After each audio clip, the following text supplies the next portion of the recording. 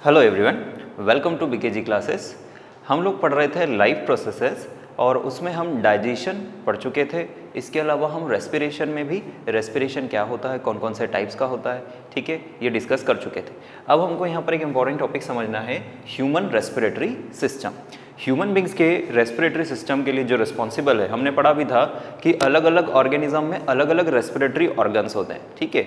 वैसे human beings में जो रेस्पिरेशन के लिए रिस्पॉन्सिबल ऑर्गन्स हैं, या यूँ बोले ब्रीदिंग के लिए जो रिस्पॉन्सिबल ऑर्गन्स हैं, वो क्या है? लंग्स।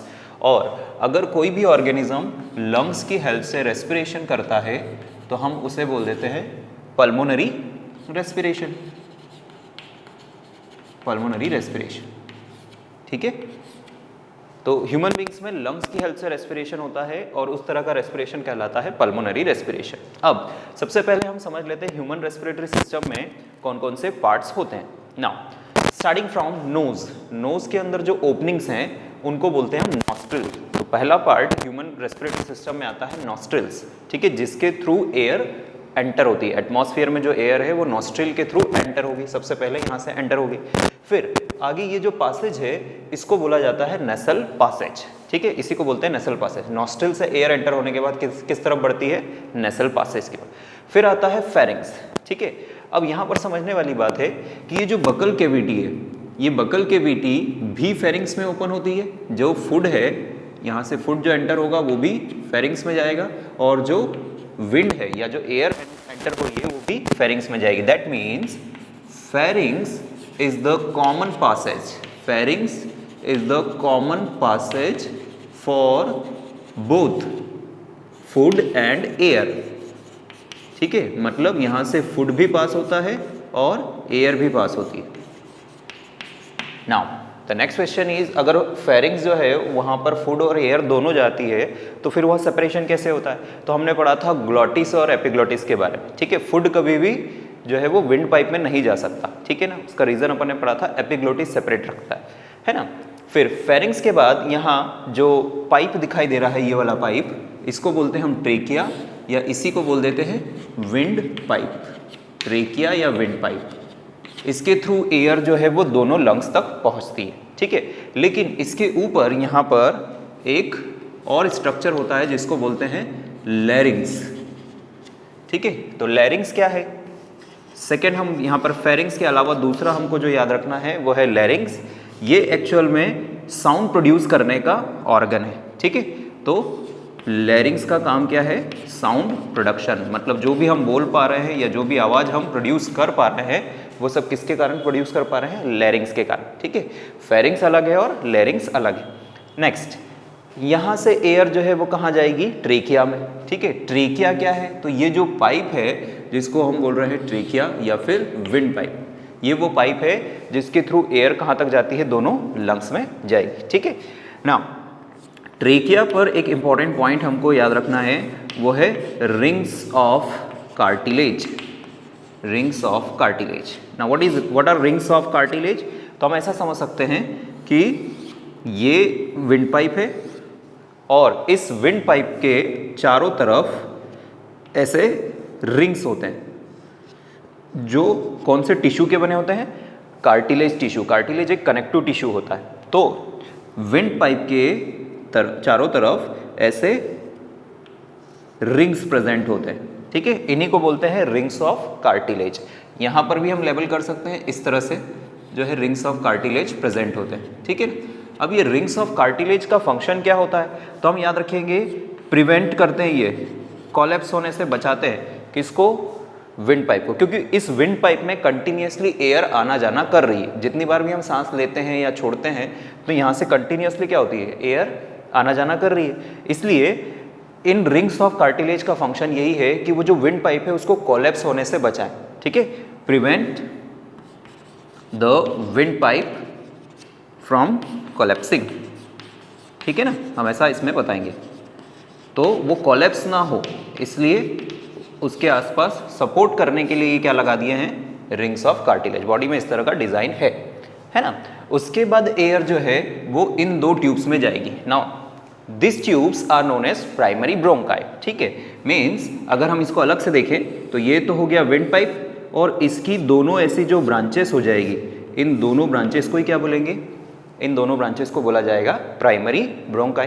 ठीक है, ये प्राइमरी ब्रोंकाई है, ये भी प्राइमरी ब्रोंकाई, ये भी प्राइमरी ब्रोंकाई। एक प्राइमरी ब्रोंकाई जो है वो इस तरफ वाले लंग्स में चली जाएगी, ठीक है, और दूसरी प्राइमरी ब्रोंकाई जो है वो अपोजिट साइड वाले लंग्स में चले जाएगी। ठीक है, तो हम ऐसा बोलेंगे कि प्राइमरी ब्रोंकाई विंड पाइप के दो ब्रांचेस हैं जो सेपरेटली दोनों लंग्स में जाती है। ठीक है, आगे क्या होगा, लंग्स में जाने के बाद इन दोनों ब्रोंकाई के फिर से डिविजन्स होंगे। जैसे यहाँ पर अपन देख रहे हैं कि ये फाइन ब्रांचेस दिखाई दे रही है। ठीक है, ये भी कहलाती है ब्रोंकाई की ब्रांचेस है, इनको भी बोलेंगे ब्रोंक्यूल्स। ठीक है, जैसे ये प्राइमरी ब्रोंकाई है तो सेकेंडरी ब्रोंकाई आएगी, फिर टर्शियरी ब्रोंकाई आएगी, और फाइनली जो सबसे फाइन ट्यूब्यूल्स होगी उनको बोलेंगे ब्रोंक्यूल्स। ठीक है, तो इसलिए हमको याद रखना है कि जो विंड पाइप है वो पहले प्राइमरी ब्रोंकाई में डिवाइड होगा, दोनों लंग्स में एंटर हो जाएगी, उसके बाद दोनों तरफ देख रहे हो आप यहाँ पर ये फाइन ब्रांचेस है, या इस तरफ ये फाइन ब्रांचेस है। ठीक है, या इनकी और फाइन ब्रांचेस है, तो प्राइमरी ब्रोंकाई से सेकेंडरी ब्रोंकाई मतलब और फाइन ब्रांचेस हो गई, फिर और फाइन ब्रांचेस हो जाए तो टर्शरी, और सबसे फाइन ब्रांचेस जो होती है उनको बोलते हैं ब्रोंक्यूल्स। ठीक है, वो कहलाएगी ब्रोंक्यूल्स। सबसे फाइन ब्रांचेस क्या कहलाएगी, bronchioles.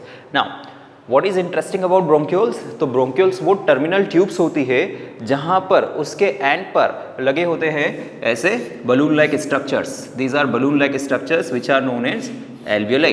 Alveoli are very important, we will discuss in detail. ठीक है, तो एल्वियोलाई जो है वो टर्मिनल ब्रांचेस के एंड पर होती है ना।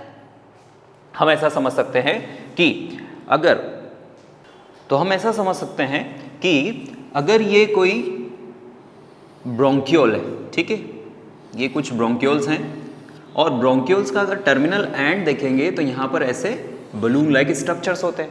This balloon like structures are actually alveoli, जो हमने यहाँ पर भी लेवल किए हुए, ये सब एल्वियोलाई दोनों लंग्स में होते हैं और कई सारे होते हैं। ठीक है, नाउ एल्वियोलाई के बारे में कुछ इंपॉर्टेंट पॉइंट्स हमको याद रखना है कि ये जो मेम्ब्रेन इनकी होती है, एल्वियोलाई की जो मेम्ब्रेन होती है बहुत फाइन और डेलिकेट मेम्ब्रेन होती है। ठीक है, तो हम ये याद रखेंगे फाइन एंड डेलिकेट। डेलिकेट मतलब बहुत पतली मेम्ब्रेन होती है।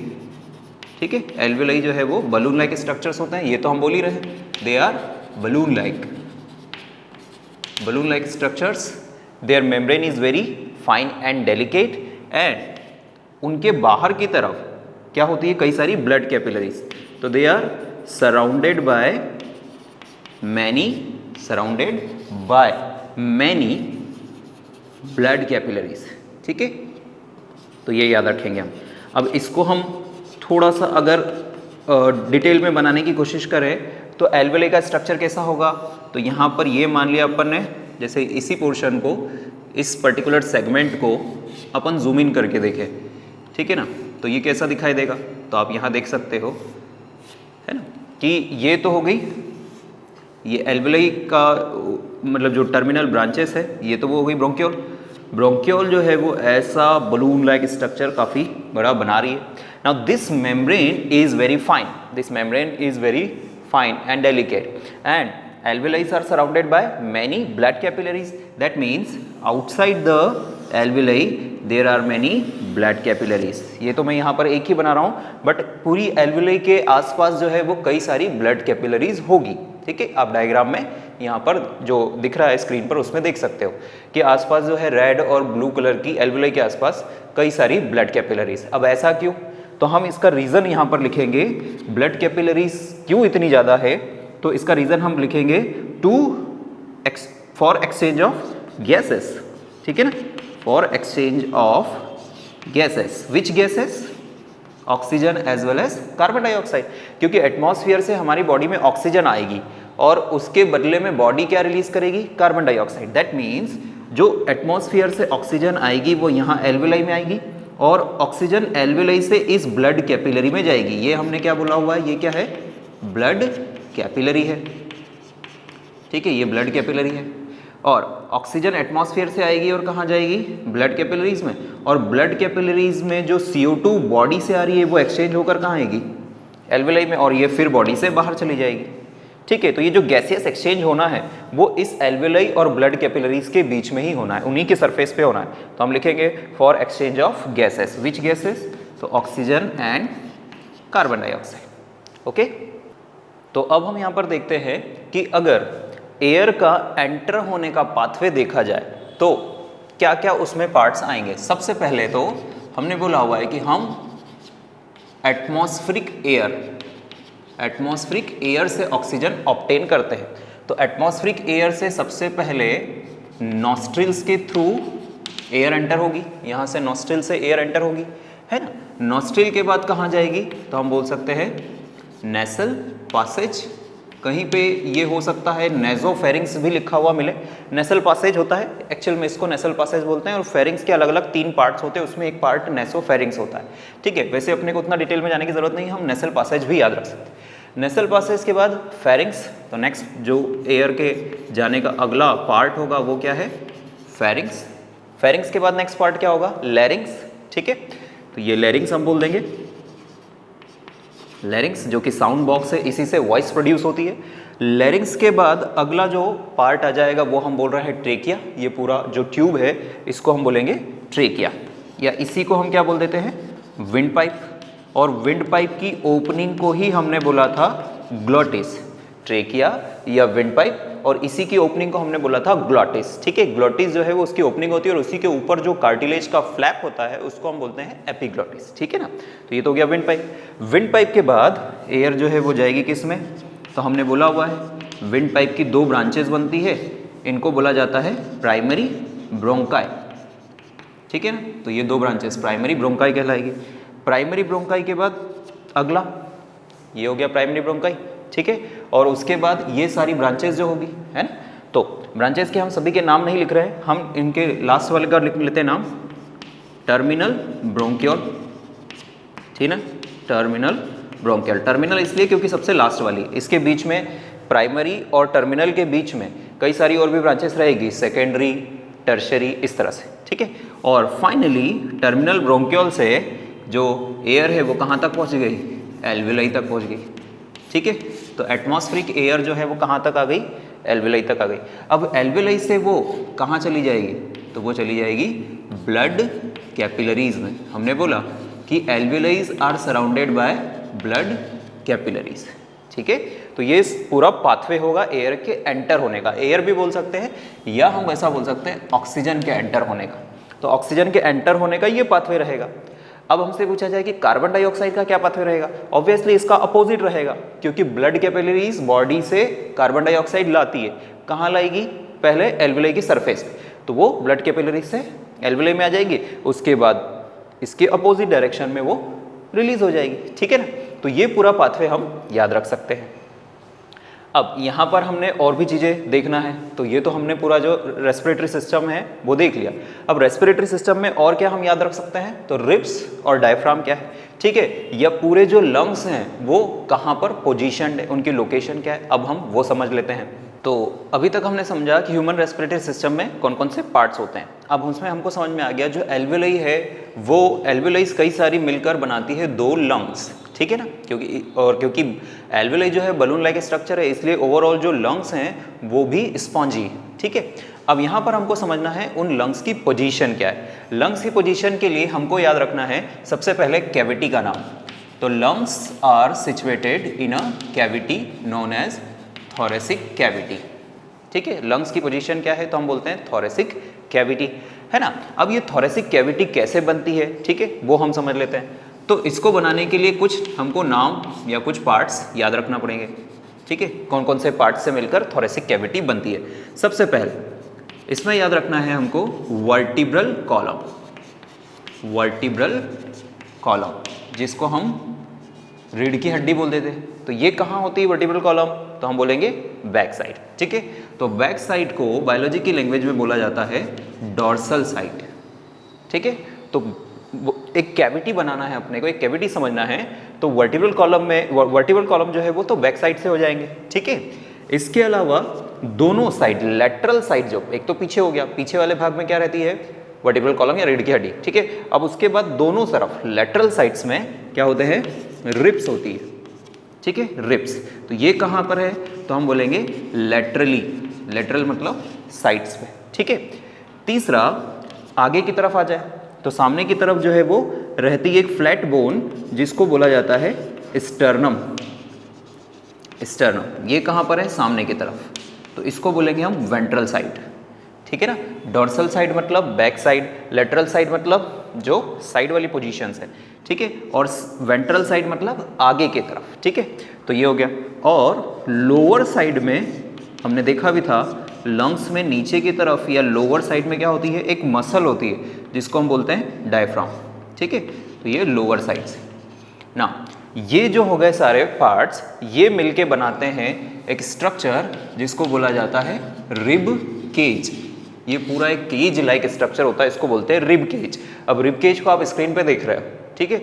रिब केज में बोन्स आती है सारी, ठीक है, लेकिन अगर इनके जो गैप है उसमें मसल्स भी हो, ठीक है, मसल्स भी हो, जैसे दो रिब्स के बीच में मसल्स हो, हम यहाँ पर समझ सकते हैं कि ये एक रिब है, ठीक है, ये दूसरी रिब है, इस तरह से।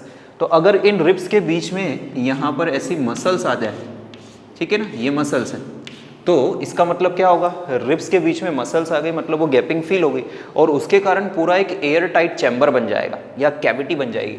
उसी को बोलेंगे हम क्या, थोरेसिक कैविटी, है ना। उसको क्या बोल देंगे अपन, थोरेसिक कैविटी।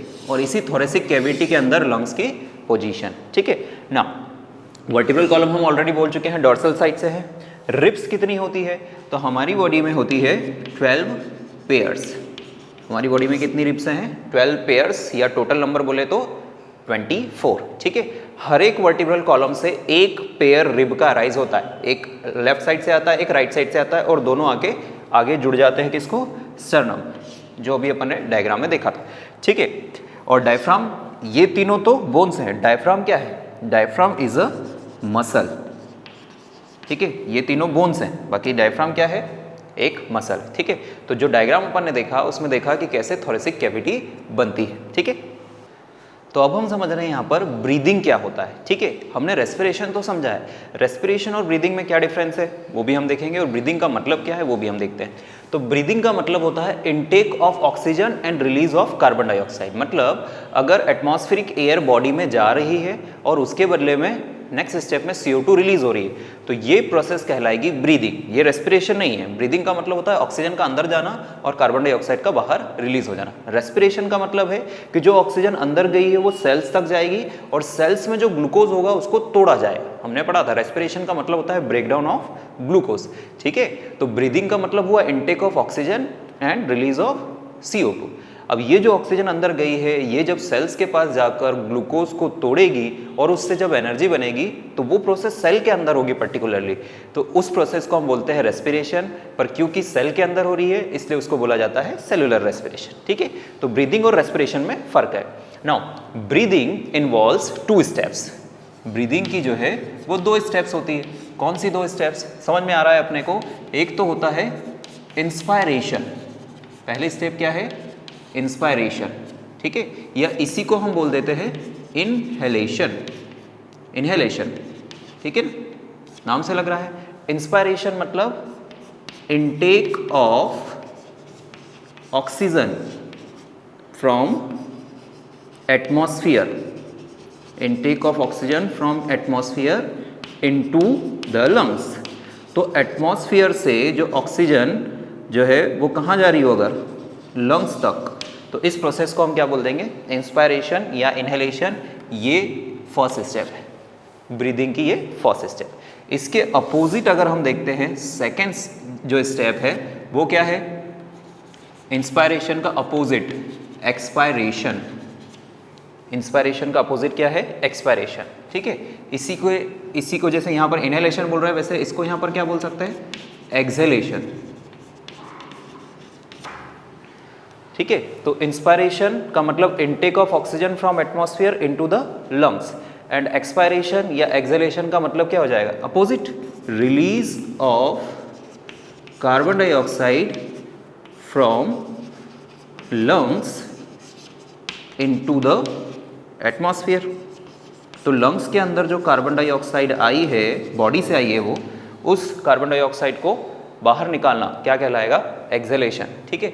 तो ब्रीदिंग मतलब intake of oxygen and release of carbon dioxide, और इसकी 2 स्टेप्स हैं। पहली स्टेप इनहेलेशन है, दूसरी है एक्सहेलेशन। जो ऑक्सीजन एटमॉस्फेयर में वो अगर बॉडी में आ रही है तो उसको हम बोलेंगे इनहेलेशन, और जो कार्बन डाइऑक्साइड लंग्स में है वो अगर बॉडी से बाहर निकलती है तो उसको हम बोलेंगे एक्सेलेशन।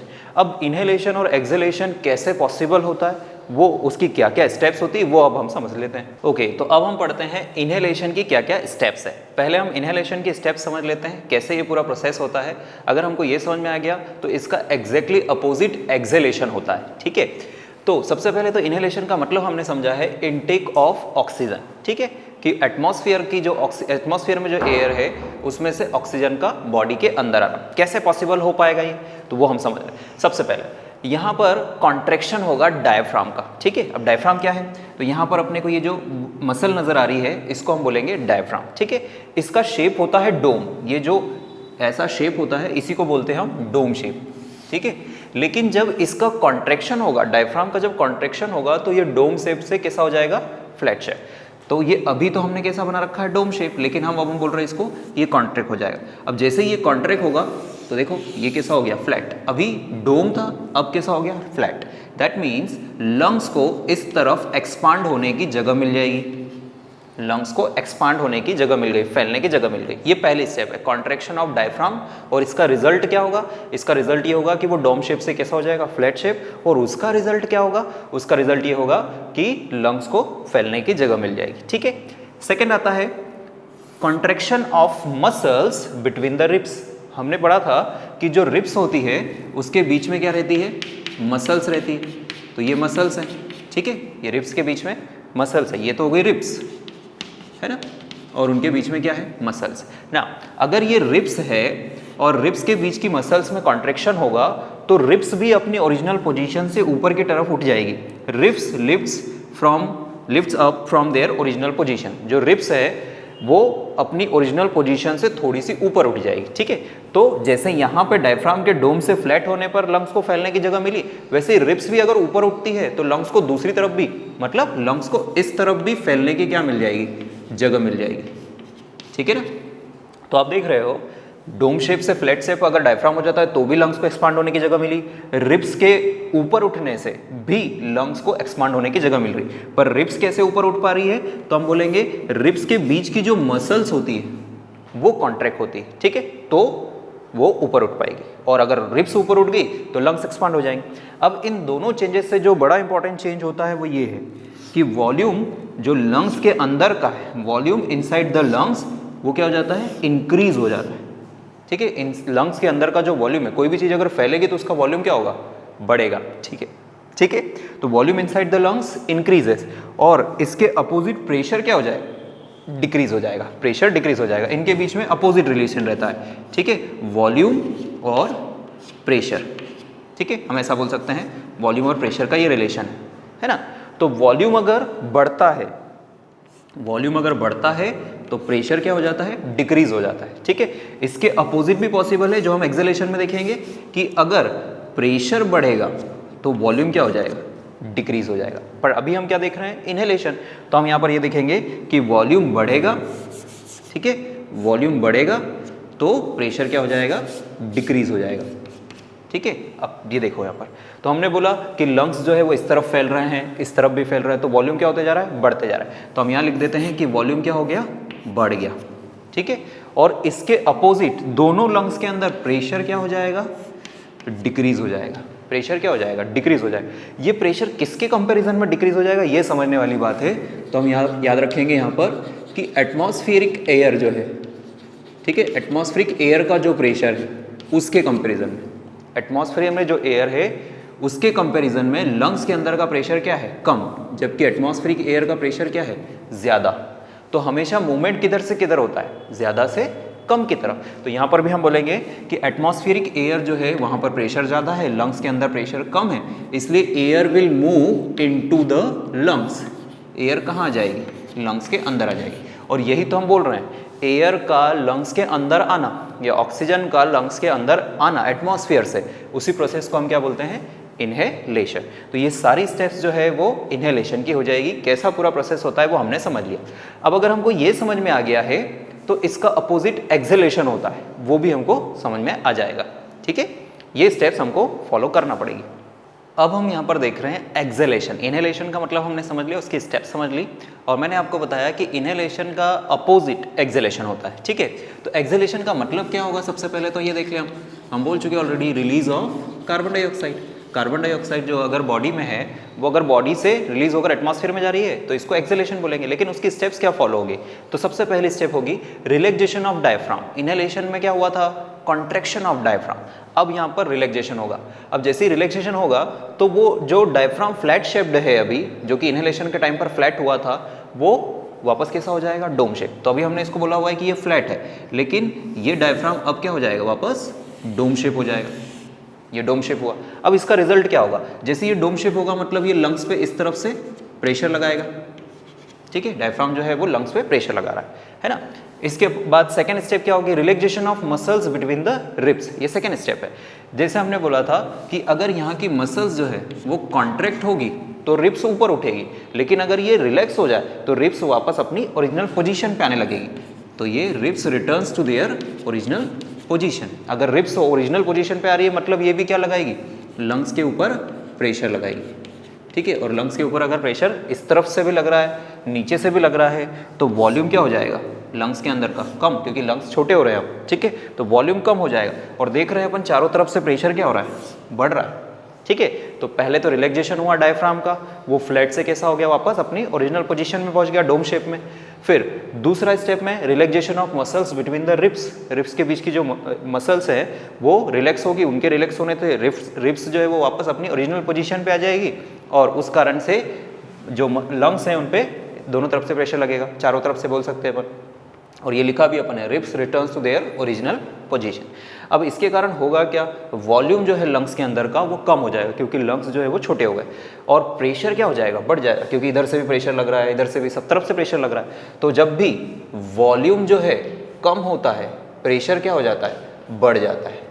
वॉल्यूम कम हो रहा है तो प्रेशर क्या हो जाएगा, बढ़ जाएगा। और ये प्रेशर किसके कंपेरिजन में बढ़ जाएगा, एटमॉस्फेरिक प्रेशर के कंपेरिजन, ठीक है। एटमॉस्फेरिक एयर जो है वहाँ पर प्रेशर क्या होगा, कम हो जाएगा, ठीक है।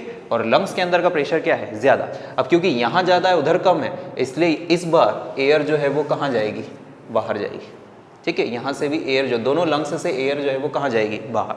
तो मूवमेंट ऑफ एयर और carbon dioxide from lungs to atmosphere, या release of carbon dioxide from lungs to atmosphere is known as acceleration.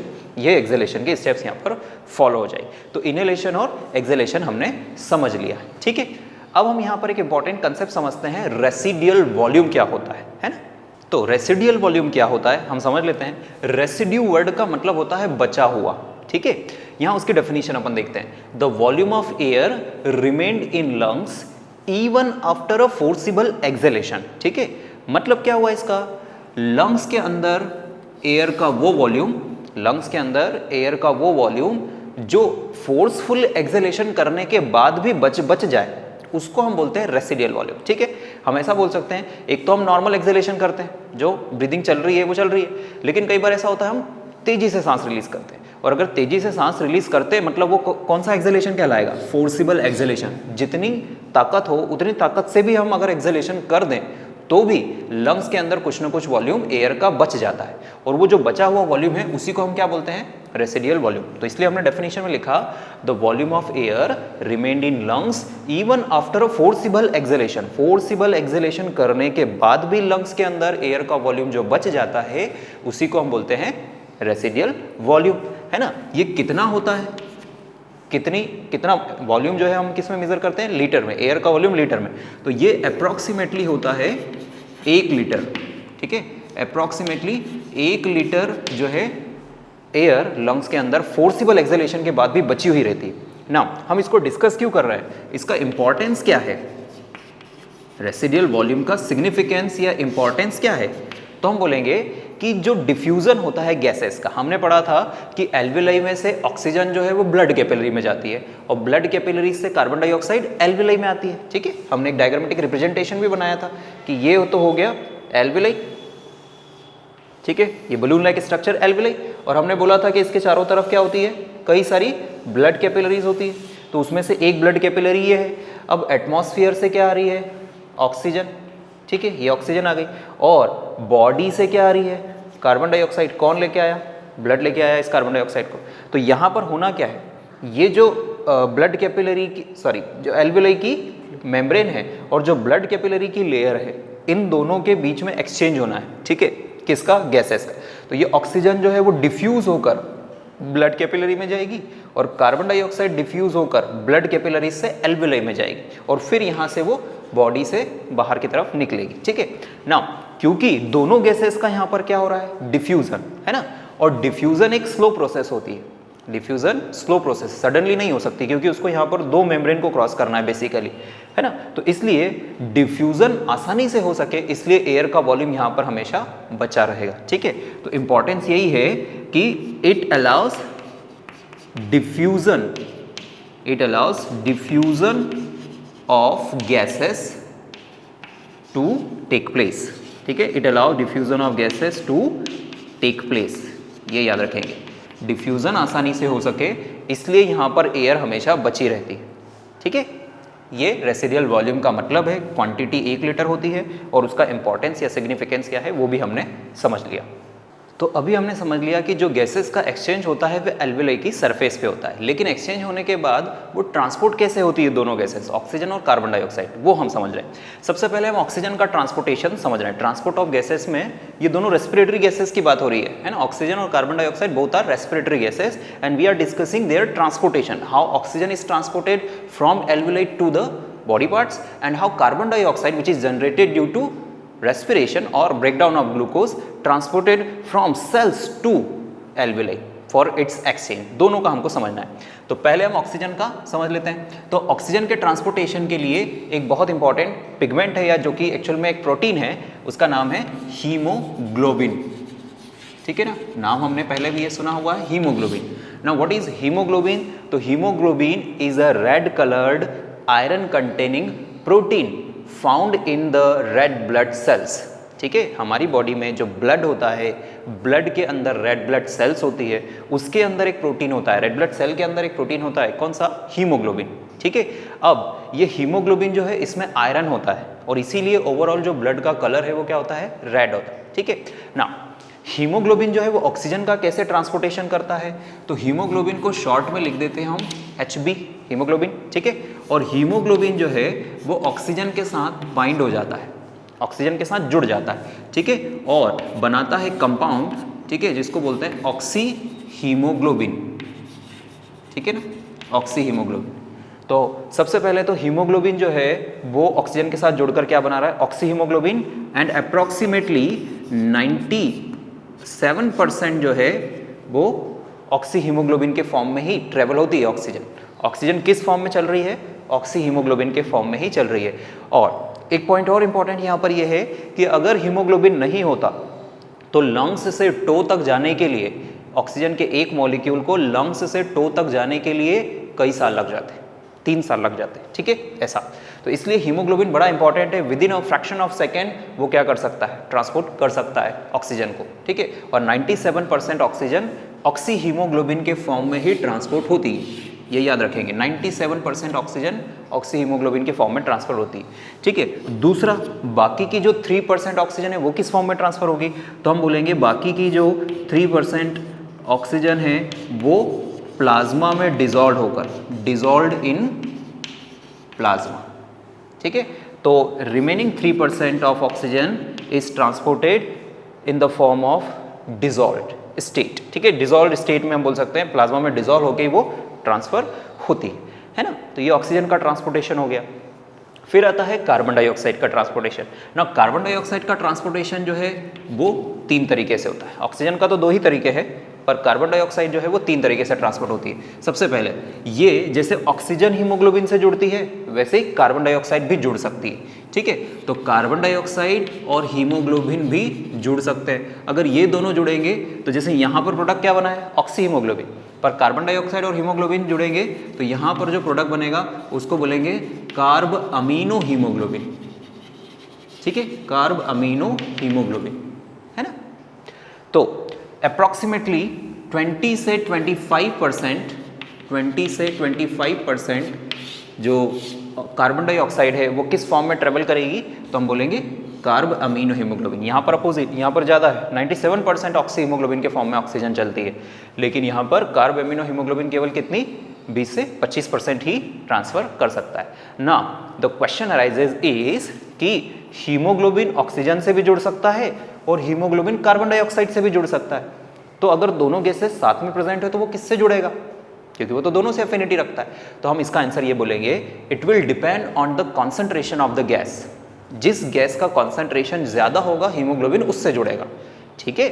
और इसीलिए लंग्स की सरफेस पर, क्योंकि लंग्स की सरफेस पर एल्वियोलाई की, अपन ऐसा बोल सकते हैं एल्वियोलाई की सरफेस पर अभी अभी ऑक्सीजन आई है, इसलिए ऑक्सीजन का अमाउंट वहां पर क्या होता है, ज्यादा होता है, एटमॉस्फेयर से आई है ना, इसलिए लंग्स की सरफेस पर क्या बनता है, ऑक्सी हीमोग्लोबिन बनता है। जबकि सेल की सरफेस में रेस्पिरेशन चल रहा है, सेल जो बॉडी में वहां चल रहा है क्या, रेस्पिरेशन, तो वहां कार्बन डाइऑक्साइड बन रही होगी, तो वहां कार्बन डाइऑक्साइड ज्यादा होती है। इसका मतलब यह हुआ कि एल्वियोलाई की सरफेस पे ऑक्सी हीमोग्लोबिन बनता है, ठीक है, जबकि सेल की सरफेस पे क्या बनता है, कार्ब अमीनो हीमोग्लोबिन, क्योंकि सेल की सरफेस पे ऑक्सीजन कम होती है और कार्बन डाइऑक्साइड ज्यादा होता है। ऑक्सीजन कम क्यों हो गई सेल की सरफेस पे, क्योंकि ऑक्सीजन कंटिन्यूअसली ग्लूकोज को तोड़ने के लिए यूज होती रहती है, तो वहां ऑक्सीजन कम होती जाती है, और ग्लूकोज अगर टूटेगा तो क्या बनेगी, कार्बन डाइऑक्साइड बनेगी, तो कार्बन डाइऑक्साइड बढ़ते जाती है। इस कारण से कार्बन डाइऑक्साइड और हीमोग्लोबिन की बाइंडिंग कहाँ पर होती है, सेल सरफेस पे, जबकि एल्वियोलाई की सरफेस पे ऑक्सी हीमोग्लोबिन बनता है ना।